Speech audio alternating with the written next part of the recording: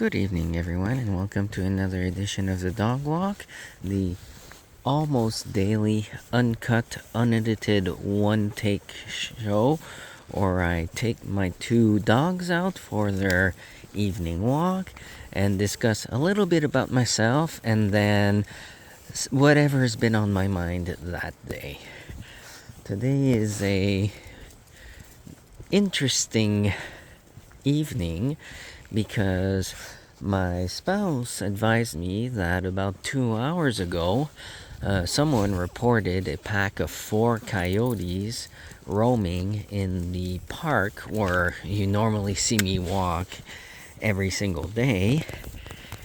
First of all, that's why I actually delayed my walk a little bit more than usual, but also, even if, as you can see, it's pretty warm still, everything is still melting today, I took a few extra precautions. If you look at my shadow, something hanging there, that's one of my old Kali sticks that I used when I was doing actually traditional jiu-jitsu, not Brazilian jiu-jitsu, back in university. Before there's someone there. Before I dislocated my elbow 7 times. Let's go this way, girls. Daisy, come on. So I have that. Not that it would actually give me a great margin of safety, but I also put on my winter gloves, or my leather gloves I should say, even though it's not that cold. I put Daisy's coat on also, even though it's not that cold. All of these measures are just for a small added safety of margin of safety, that's what I was trying to say. I do realize it's a little bit more for peace of mind than anything else. And then actual defense against 4 coyotes. Mistra's really tough, and she survived in the wild for a while as a stray dog. But Daisy is a one-bite meal, and I know that I can't fight off 3 coyotes by myself. But anyway, I'm certain that they have moved on, and that the fact that I am walking and talking and making noise will... Oh, there's a rabbit. With a rabbit there, I know there's no coyotes right around in the immediate vicinity. But anyway, I'm also thinking, my spouse wanted me to stay in the house area right near where I live, as opposed to go to the park as usual. But I kind of see it a different way, by walking and talking and announcing my presence, so potentially scaring away predators who hear us coming as a group. But also, if I'm walking around in the park, my vision is a lot wider. I can see much farther than if I'm walking around the houses. And I don't think that at this time of night, coyotes would be scared or would make a difference or discriminate between walking around in the house neighborhood compared to walking around in this park, because most people are asleep, so there's not really any noise over there where the houses are. Sorry, I'm looking around. I'm trying to be as hyper vigilant as I can for obvious reasons. And so I actually think that there's a bigger chance that the coyotes would be walking around near the houses, because that's where all the carrion, the rabbits, the garbage, all that type of stuff, all the smells that could potentially attract them are, as opposed to in the middle of a wide open park like this, right? So that's why I'm walking this way. I don't think I'll get attacked, but anyway. So that, combined with the fact that I actually have been working on the subtitles, editing, finishing off one of the 35-minute episodes. I think it's episode 12, might be 13, where I discuss agnosticism and why I think atheism and religions really aren't logically tenable positions, and the only real logical position that you can hold is agnosticism, along with the following video, which is a 50-minute video that should be going online soon, about the algorithm and curated content and confirmation bias. Sorry, I'm just, like I said, I'm looking around, making sure that I don't see anything that could be coming my way. So all those things have kind of drained my mental capacity a bit for the evening. Also, it's Chinese New Year, or Lunar New Year, whichever one you prefer to say, today. So we took Felix out for his first ever restaurant outing today, which was quite exciting. So yeah, I'm a little bit tired mentally, so I didn't really prepare a big topic. And I think I'm just going to fall back on one of the things that I've been mentioning that I would talk about for a while now, which is Nietzsche. So if you don't know, Friedrich Nietzsche was a German philosopher in the late 19th century. I believe he actually passed away in 1900, so just before the turn of the 20th century, because that's another random trivia fact for you. Centuries, millennium, all that, they start on the first year. There was actually, I think, a Seinfeld episode about that. About, what was it, the Newmanium or something like that. Anyway, that was a real good one. So yeah, the millennium or the century started in 2001, not in 2000. But I digress. I haven't prepared anything at all. I just want to talk a little bit about him and why I'm always saying that he's, in my, like, the most important philosopher to me, or the one that influenced my thoughts the most. And I will do that by talking about three different things. Well, first I'm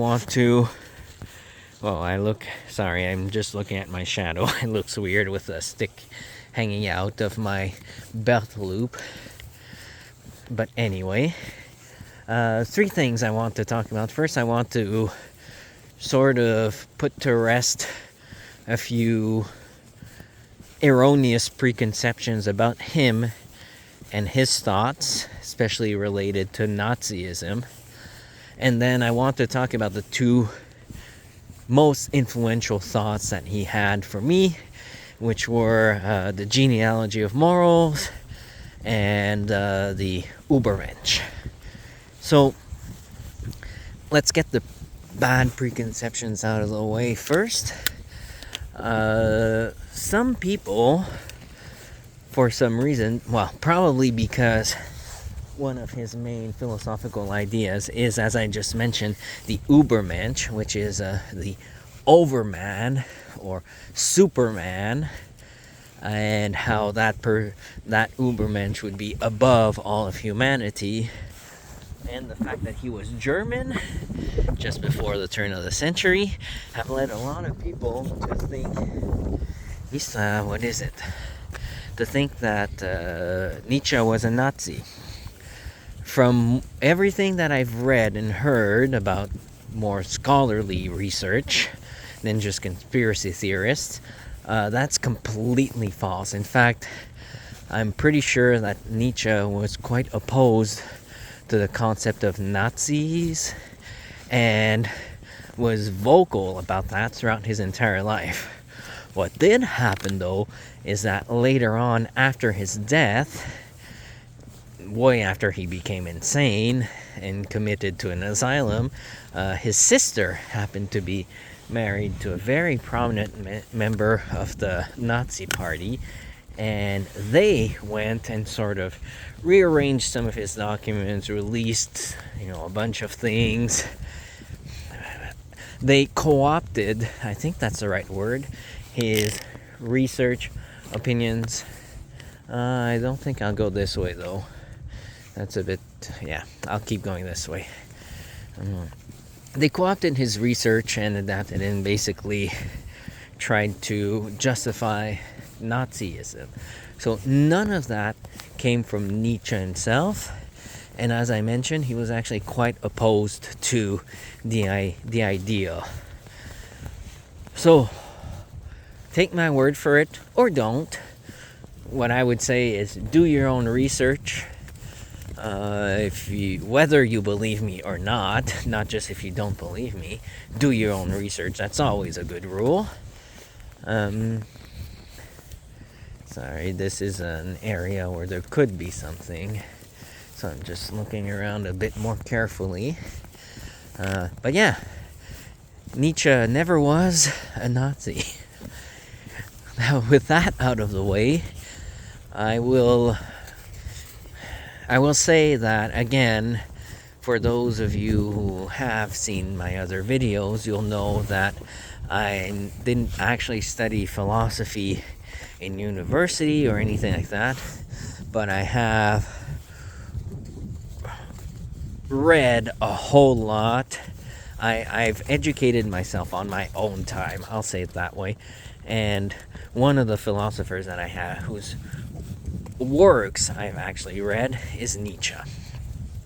Now, it was a while ago, so I can't tell you, is it in the Gay Science, or in the Genealogy of Morals, or in Thus Sprak Zarathustra, or which book contains, aka Homo, which book contains which nugget of knowledge that's important to me. But I will discuss the 2 points. The first one I've already mentioned several times in other videos, and that one I for sure know that he at least presents it, if he doesn't introduce it, in his book called The Genealogy of Morals. Nietzsche was trained as a philologist. Well, I think there's a rabbit right there, which means that there's definitely no coyotes around, and that the girls are gonna go crazy. Like it's right there you go. Suicidal rabbit. Come on, girls. Let's go, Miss. Let's go, Daisy. Okay, so what that means, philologist, is he studied languages and their history, etymology, all that type of stuff. And because I can't summarize hundreds of pages of arguments and justifications, I'll just get straight to it. I highly encourage you to read The Genealogy of Morals. It is an amazing book. It is the book that made me reevaluate my entire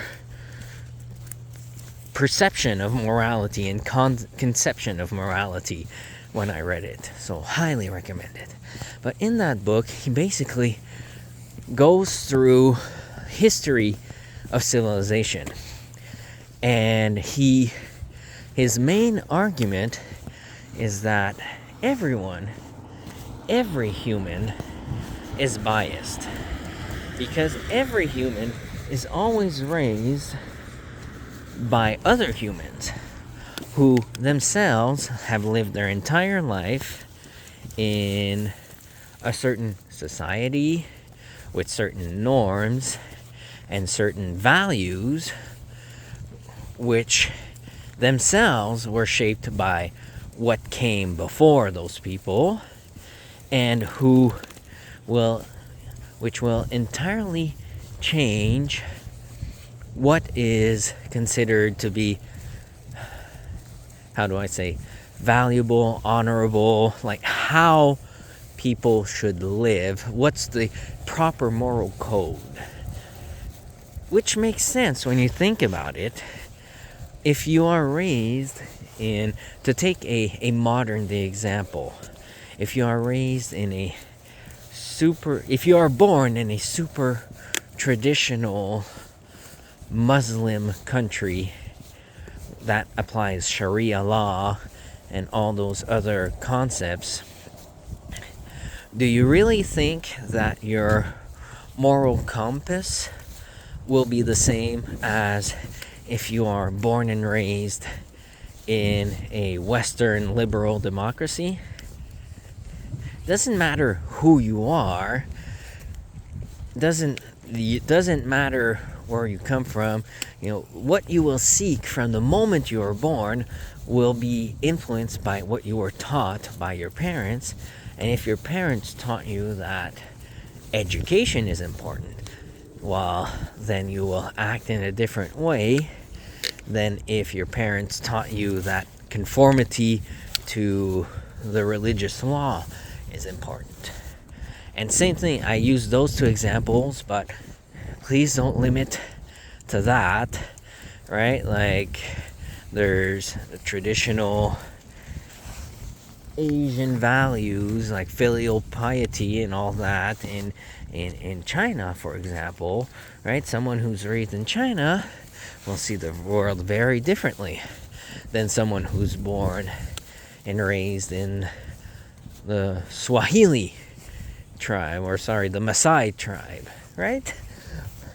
I think it's fairly obvious when you actually stop to think about it why that is. So his entire argument, and he goes through the history of all of different.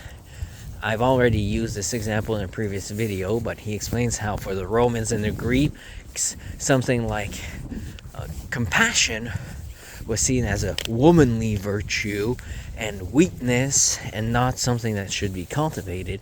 You should be cultivating strength and honor and all those other virtues. And in his book, he goes on to explain that because of that, he thinks that Christianity is bad and has bad values that need to be reassessed and reevaluated, because Christian morality arose from slave morality, the people who were being oppressed by these powerful other groups, and who ended up creating their own morality about an afterlife and it being better in the after, in order to help cope with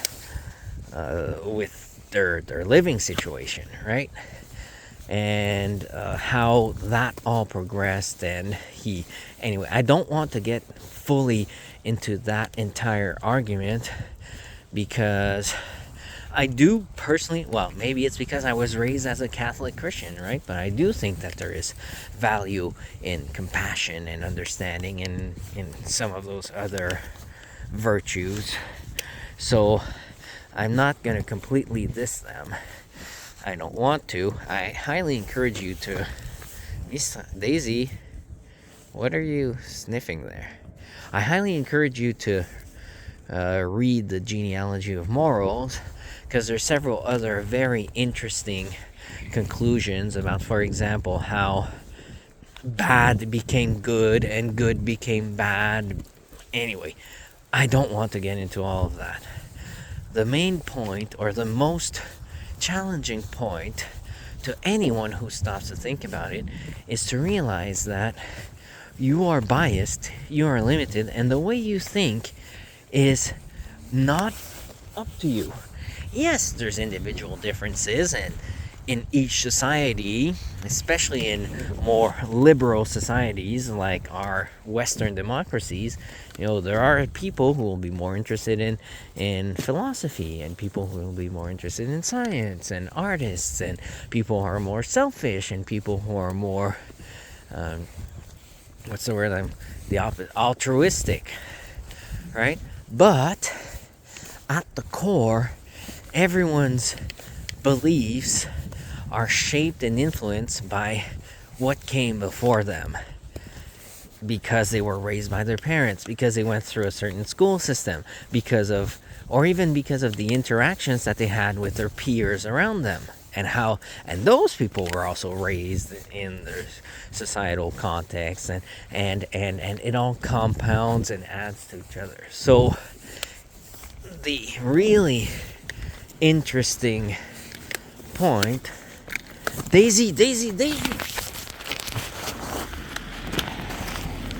Ooh. Heading towards the car that's coming to us. That's super smart, Daisy.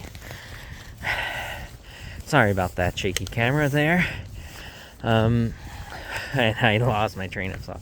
Anyway, I guess the point is that when you take that into consideration, it should make you question your values. It should make you start to think, hey, I am of the opinion that it's important to give to charity, or I am of the opinion that I should only worry about myself. Well, maybe you should question that. Don't just take everything for granted. And this also very much applies to religion, right? Why do you take the word and believe in God or whatever it is, or don't, right? All your moral being is not up to you. You have some influence, but you will never, ever be free of others' influence. And realizing that should make you, like I said, question and reevaluate your morals. And that blew my mind the first time I read it. Now, this, to segue into the second point, because I don't want to walk forever with coyotes around, and it's already been 20 minutes. To segue into the second point, this leads to his concept or conception of the Ubermensch, the Overman, the Superman. The easiest or shortest way to describe the Ubermensch is to say that he is the person who makes up his own reality. He is the person who... Daisy really wants to go home. Come on, let's go. We're doing a little detour. The Ubermensch is the person who has that capacity to set their own world, set their own morals, set their own rules, and to not let anyone else around them dictate otherwise.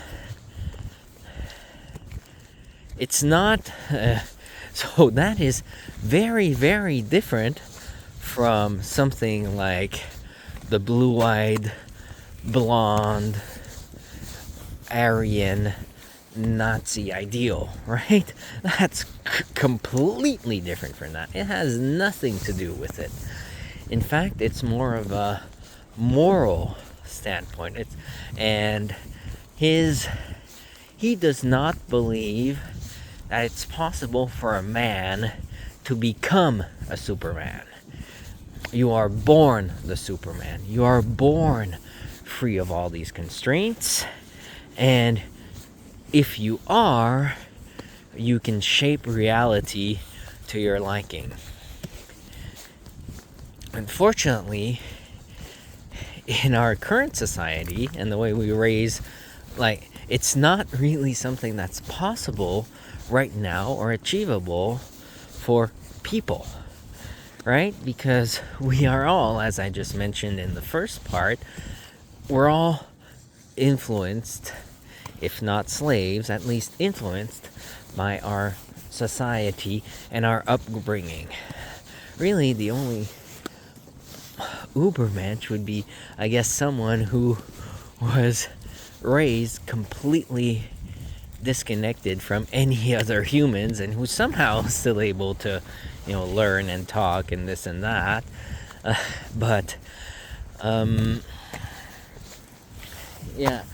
His ideal is the Ubermensch, but he realizes, and I believe that he discusses this especially in Thus Spoke Zarathustra, which is another great recommendation for you to read. But I think he also expands on it a lot in other books. Again, I'm sorry I can't remember which book contains which nugget of wisdom exactly at this point.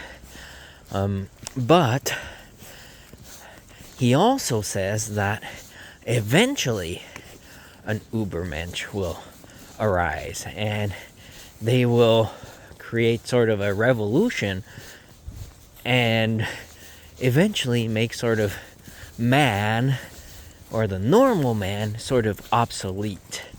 And that we should strive in our society and as men to try to get closer to the Ubermensch, to have our children become closer. It's a process. That's one thing that Western society never seems to understand. You can't just change everything in a quarter of a second just because you feel like it. Change takes time, and he realized that. So when he was writing his books, he wasn't writing for the people of his day. He was writing for the future. And that, in my mind, is a very much a noble goal. And you might have noticed that one of my main stated goals or reasons why I'm currently recording these videos is more for posterity and for my son Felix to get a glimpse into my mind and how I see the world, right? More than to change your mind right now. It's for him. It's for the future. That's why I don't care that I'm now up to about 20 videos and I've got one video per day posted, and yet I've accumulated maybe a total of 50 views on my entire channel, a single comment, Mistra, what are you? A single comment, a single like, and a single subscriber.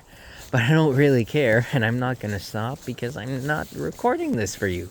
I'm recording this for the future, for my son. And also for me to get back to some of these points, as I've stated before, myself at a later date after I've retired or when I have the time. So I think that is an extremely noble goal to try to make the future better. Because unless we drop an atom bomb or we start World War III tomorrow, it's reasonable to expect that there are going to be many, many, many more humans that live in the future than currently live today, right? If you take over the next 100 years, there's going to be a lot of people born, there's going to be a lot of humans, and you project that into hopefully the thousands of years if we don't all nuke ourselves or destroy our planet through our inaction. But basically, there's a lot more people coming than there are right now. So I think it's very noble to consider those people as your audience or your goal, right? So the key characteristic, again, of the Ubermensch is that he does not let society dictate his values or what's important to him or what should be important to him. And I'm very sad to say or to see that the way our society is currently organized, and this is not just a North American thing or an American thing, with two parties, and I've talked about this many times before, right? It's impossible to be a social Democrat but a fiscal conservative, or a religious but also believe in global warming, or all those things, right? Because if you're a Republican, you have to, sorry, my leashes are stuck, you have to take all the Republican positions. If you're a Democrat, you have to take all the Democrat positions, whether you agree or not that people should be allowed to right now there's a big debate in Canada about puberty blockers and transgender rights for children and pronouns and all that. I don't want to get into that discussion, but I guess what I'm trying to say is that even in our so-called free liberal democracies, with curated content, with 2 or 3 parties, with everything the way it's organized, our society pigeonholes us and spoon feeds us the opinions that we have to have. And if ever you dare stray away from the tribe,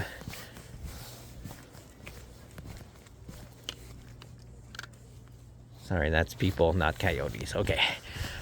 If you dare stray away from the party line, like, you will get hanged. Not literally, but you'll get canceled and all that.